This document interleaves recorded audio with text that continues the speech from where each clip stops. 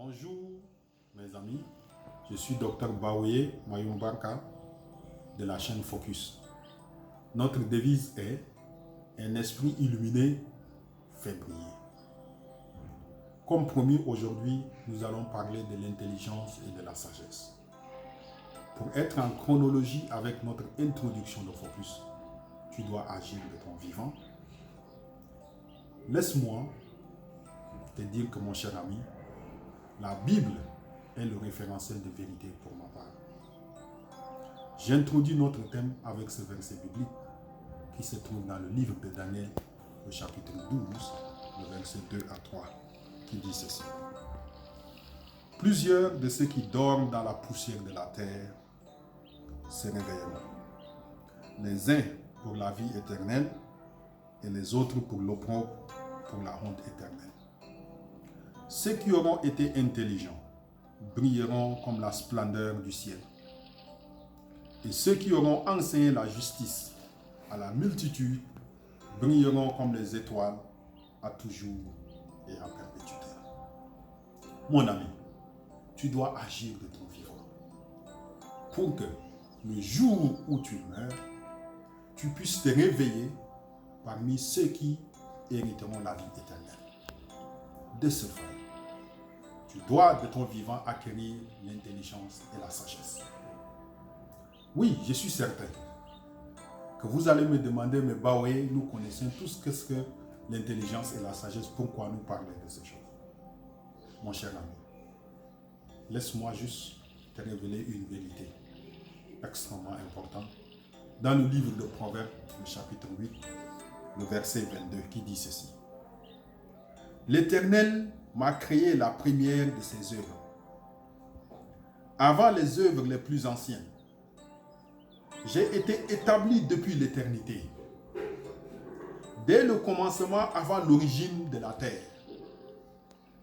Je fus enfanté quand il n'y avait point d'abîme, point de source chargée d'eau, avant que les montagnes soient affermies.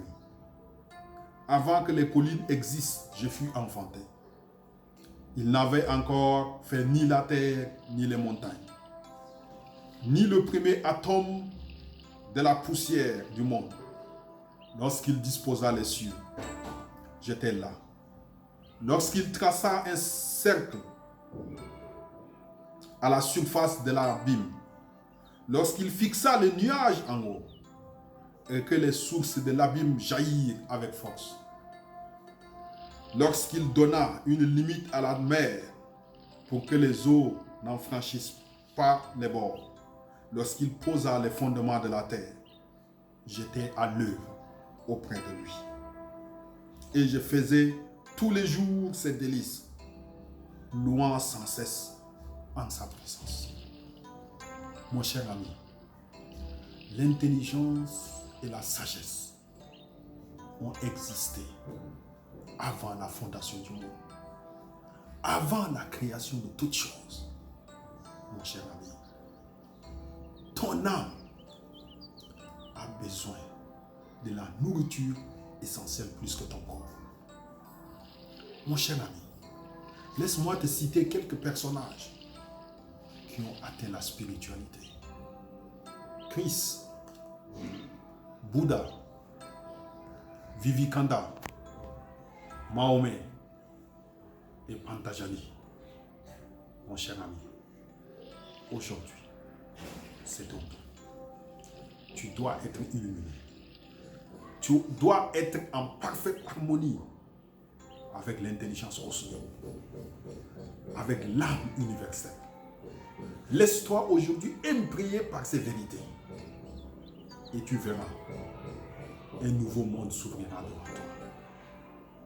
Mon cher ami, essayons de regarder ensemble les définitions de chaque mot intelligence et la sagesse. Dans nos dictionnaires classiques, qu'est-ce que veut dire intelligence? L'intelligence, comme défini dans le dictionnaire que vous connaissez, c'est la capacité de connaître ou la capacité de comprendre ou encore la capacité de l'esprit qui s'adapte facilement et qui comprend. j'aime plus cette dernière définition-là. Et je vous dirai pourquoi. Voyons ensemble aussi la définition de la sagesse. La sagesse, c'est quoi? C'est faire preuve de sûreté dans les jugements et de conduite. Ou encore une éthique qui allie la conscience de soi à celle des autres. Mais laisse-moi te dire pourquoi j'aime plus la dernière définition qui dit la capacité de l'esprit qui comprend et s'adapte facilement. Parce que j'ai fait le lien avec l'épître de Romains, le chapitre 12, le verset 2 qui dit ceci. Soyez transformés par le renouvellement de l'intelligence afin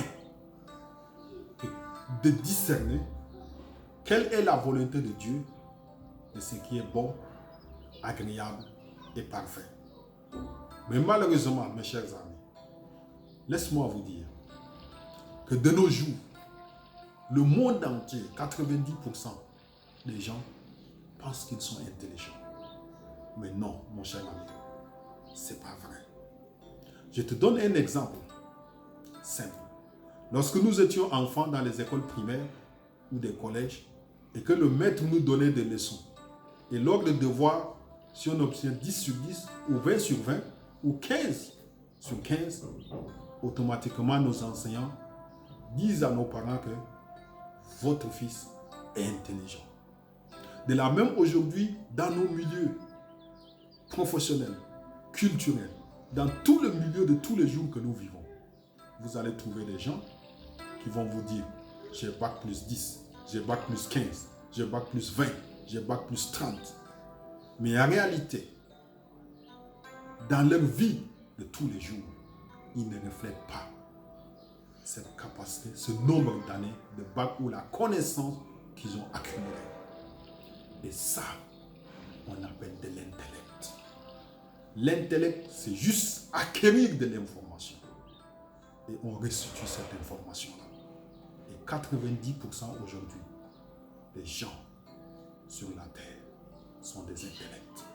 Parce que nous prenons de l'information ou nous restituons juste ces informations.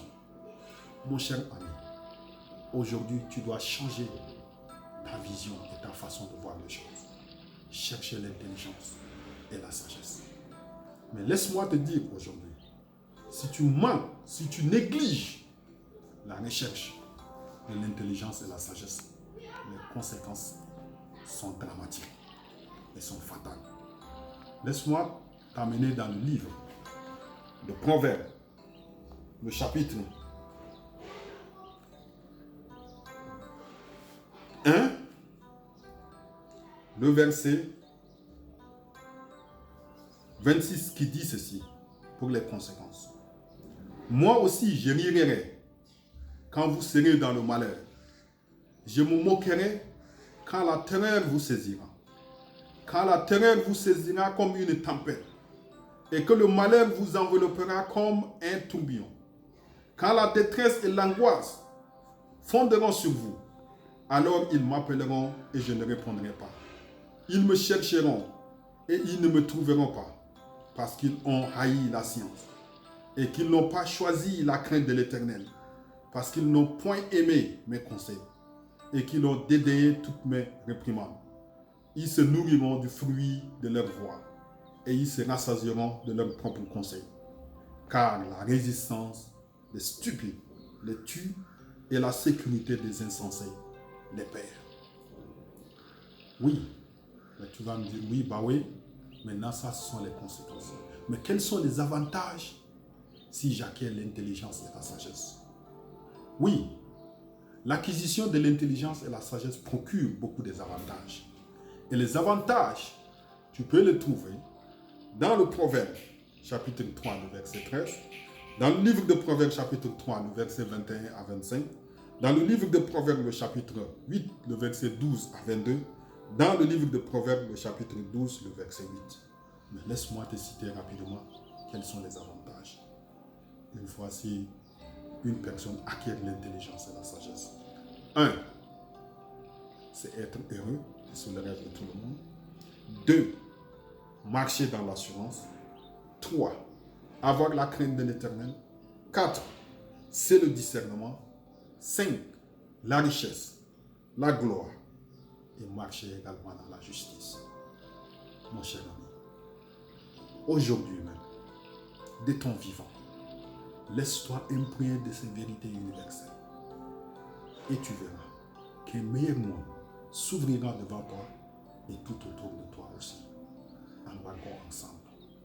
Merci.